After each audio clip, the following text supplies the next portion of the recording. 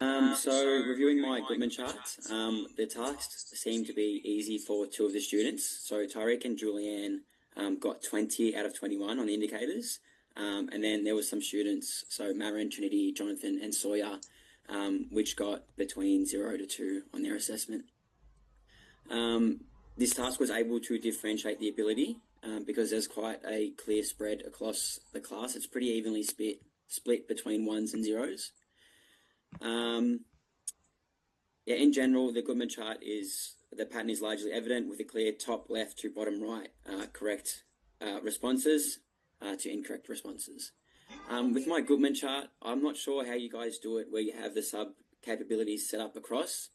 Every time I tried to do that and put it in, it kind of messed with all my data. So that's definitely something that I have to look at fixing. So looking at my ZPD groups, the two highest performing students, so Tyreek and Julianne, I haven't put them in a group yet because I want them to complete another assessment that is more challenging to determine their next steps in their learning.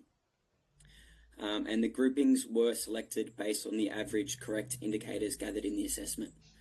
So you can see group 1, which is my low group, their answers ranged between, or their indicators ranged between 0 to 2.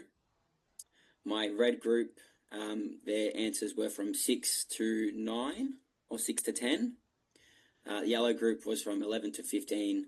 And then that last pink group was from 17 to 19. So all kind of similar areas or indicators where they were making mistakes. My evidence-based learning goals for the ZPD groups. So using the data, I got these as the current learning goals.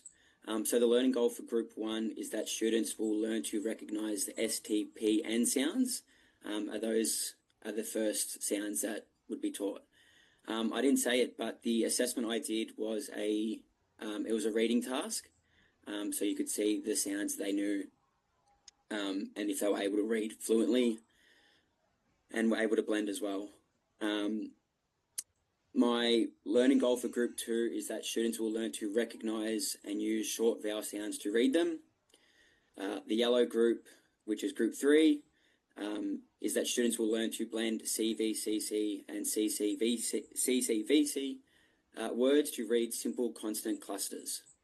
And my last group, which is my higher group, their learning goal is to learn to read and spell all long vowel digraphs and self-correct errors to improve reading accuracy.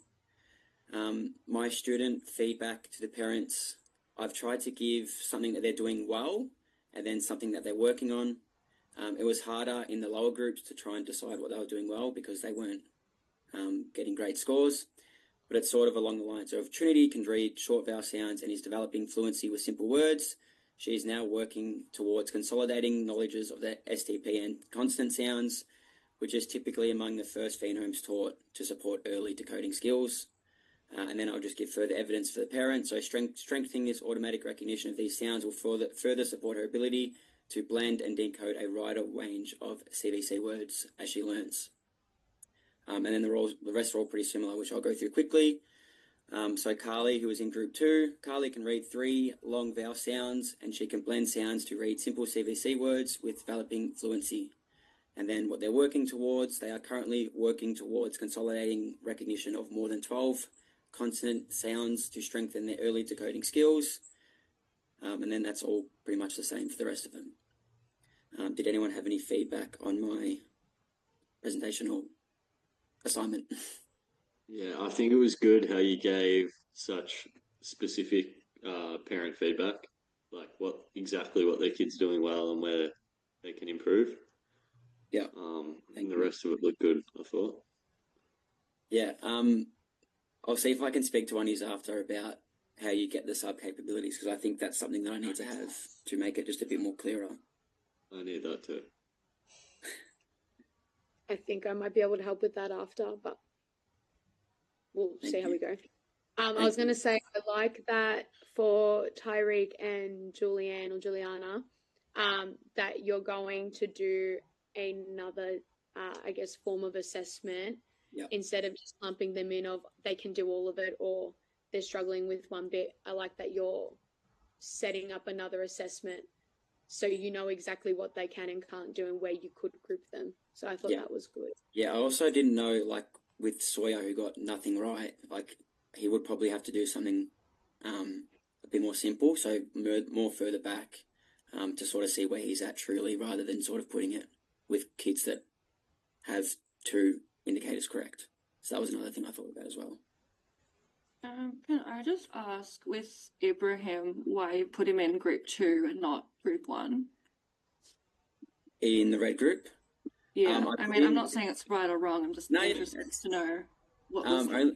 I didn't want to put him because he got 6 indicators right, whereas the blue group only got like 2, and I thought that's a pretty big jump to leave, like, put him down with them.